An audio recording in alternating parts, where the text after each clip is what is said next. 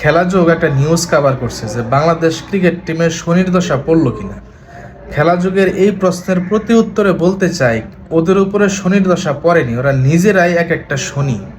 এই শনি থেকে বের হওয়ার জন্য ওদের জন্য যেটা দরকার, একদম 7 ঘাটের পানি দিয়ে গোসল করায়া পুত পবিত্র করায়া একটা নির্দিষ্ট গোয়াল ঘরে বন্দি করে রাখার পর ওদের নিজেদের এই সিরিজটা 100 বার রিপিট টেলিকাস্ট করে দেখাইতে হবে এবং পরবর্তীতে তাদেরকে ওই ঘর থেকে বের করে একদম সরাসরি খেতে পাঠাইতে হবে যেখান থেকে তারা উঠে আসছে।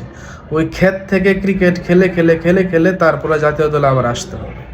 নিজেদের মধ্যে দায়িত্ববোধ, দেশপ্রেম, মানুষের আকাঙ্ক্ষা, মানুষের আশা, মানুষের আবেগ, যেই জিনিসগুলো তারা ফিল করতে পারে না, তাদের ক্রিকেট খেলার দরকার নেই।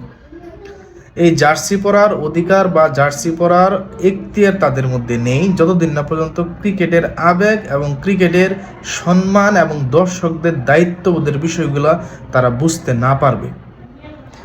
টাকার পিছনে যতদিন পর্যন্ত ওরা পড়ে থাকবে বা যতদিন পর্যন্ত ওদেরকে বেতনের মোটা অঙ্কের টাকাগুলো দেওয়া হবে ততদিন পর্যন্ত তারা এই বিষয়গুলা কারেকশন করবে না। 8-10 লাখ টাকা স্যালারি নেই, গুড়ির নাটাই যদি কেটে দেওয়া যায় তাহলেই সেইগুলো ঠিক হওয়ার সুযোগ আছে।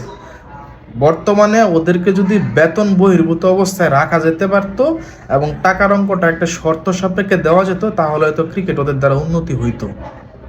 যতদিন পর্যন্ত এই টাকার অবস্থান থেকে ওদের পথ ফিরায় না আনা হবে ততদিন পর্যন্ত তারা ভালো খেলবে না, কারণ তারা জানে যে এই টাকাই ওদেরকে সামনের দিকে আগায় নিবে। কিছুদিন পরে ওরাও যার যার মতো করে ব্যবসা বাণিজ্য বিভিন্ন দেশের সেটেলমেন্ট নিয়ে নিবে, কিন্তু বাংলাদেশ ক্রিকেটকে তারা কি দিল এই প্রশ্ন তারা করবে না, কারণ তারা বিবেক বোধ নাই, তাদের দায়িত্ববোধ নাই, সমর্থকদের আবেগ অনুভূতির বোঝার সক্ষমতা তাদের নাই।